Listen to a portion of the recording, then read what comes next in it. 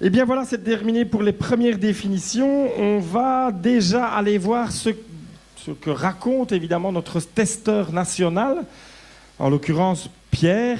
Est-ce que tu as testé quelque chose pour nous? Dans le cadre de la mobilité à Thoin, j'ai donc testé le mur de Thoin. Un petit générique alors là-dessus? Volontiers. Un petit générique. Le traditionnel monsieur Trollolo. Comment? Trollolo. Monsieur Trollolo. Je trouvais que c'était évidemment la musique qui te va le mieux, Pierre. Enfin, on est d'accord. Enfin, bref. C'est à toi. J'ai testé pour vous. Pour vous, j'ai testé le mur de Thoin. C'est au pied du mur qu'on voit le maçon. À Thoin, c'est au sommet du mur qu'on voit le champion. J'ai voulu profiter du passage du Tour de la région wallonne pour réaliser le test. Je m'étais dit que le parcours serait sécurisé et neutralisé pour les coureurs, autant en profiter. Et puis, il y aurait du public, je pourrais compter sur des encouragements. Mais ça n'a pas été possible après le passage des coureurs. Les voitures suiveuses suivent de trop près. Je n'ai pas pu m'intercaler. Et puis après la voiture balai, les gens ont repris possession tout de suite des pavés. Le temps de passer au-dessus de la barrière Nadar, puis de passer le vélo, c'était trop tard. J'avais beau faire aller ma sonnette sans arrêt, ce n'était pas possible de me faufiler entre tous ces piétons. Ma femme a même essayé de courir devant moi. Écartez-vous, il y en a encore un. Écartez-vous, il y en a encore un. Faut dire que je n'étais pas très identifiable. Je n'avais pas de dossard. Et pas non plus de ces maillots sportifs barbouillés de sponsors. J'avais le short que je mets pour tondre la pelouse en été et le t-shirt des vendanges du Clos des Oives 2012. Ça, c'est pour mettre la région en valeur, les jardins suspendus, les vignes, le vin. Et j'avais mis celui de l'année 2012 parce qu'il n'y a que cette année-là que j'en avais eu un de la taille XXL, c'était plus confortable. J'ai donc dû arrêter. C'est dommage. Ça m'aurait sans doute amené un peu de notoriété parce que, il faut bien le dire, sur le plan sportif, je suis assez peu connu. Même dans mon village, même dans ma famille.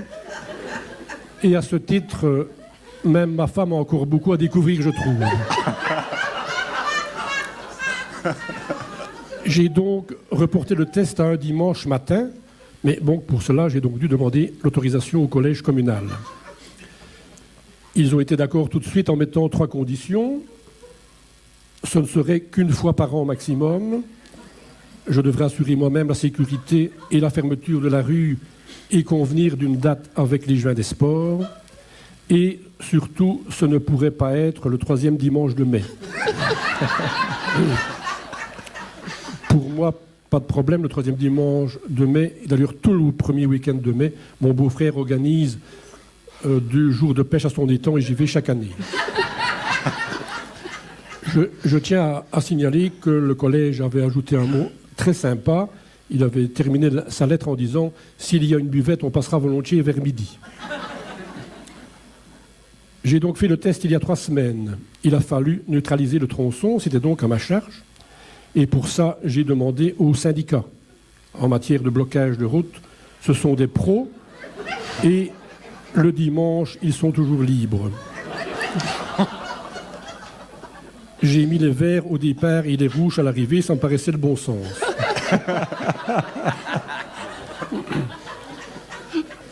Ma femme a voulu absolument organiser un ravitaillement à peu près à mi-parcours.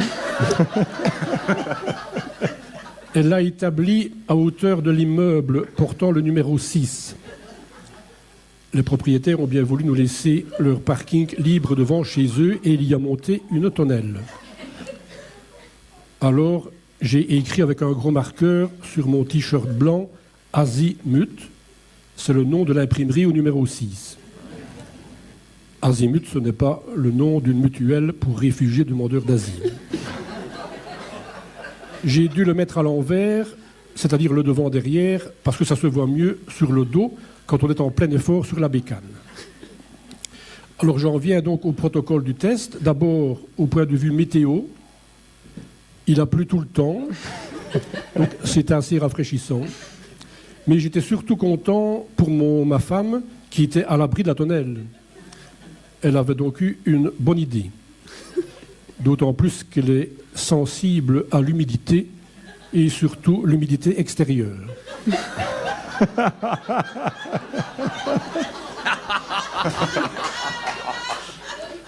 Au niveau du vent, je ne l'avais pas de face.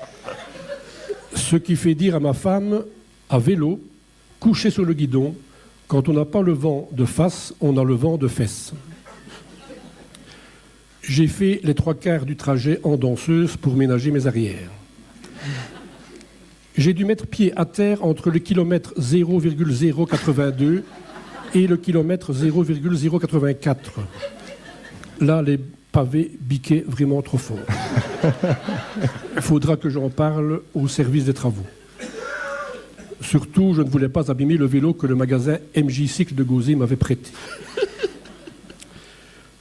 Le plus important, vous comprendrez, c'était le chronométrage. Et là, à quel professionnel demander de prendre en charge la prise des temps réalisés?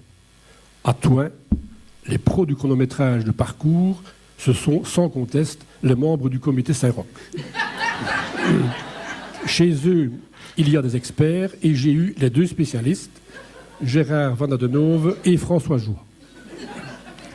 J'ai fait le trajet en 2,72,12. 2,72, ce n'est pas des secondes, mais eux, ils utilisent encore des chronomètres décimaux, parce qu'ils sont très attentifs à la tradition. Et donc, de bénéficier de leur service pour le chronométrage, c'était une raison supplémentaire de ne pas prévoir le test un 3e dimanche de mai, vous l'aurez compris. L'expérience m'a boosté, j'ai pris confiance, si bien que l'an prochain, sans doute avec quelques copains, je retesterai le mur de Thoin, mais cette fois dans l'autre sens, dans le sens de la montée cette fois. Merci Pierre.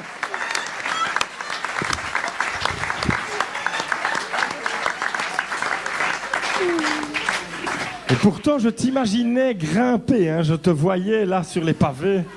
Merci beaucoup.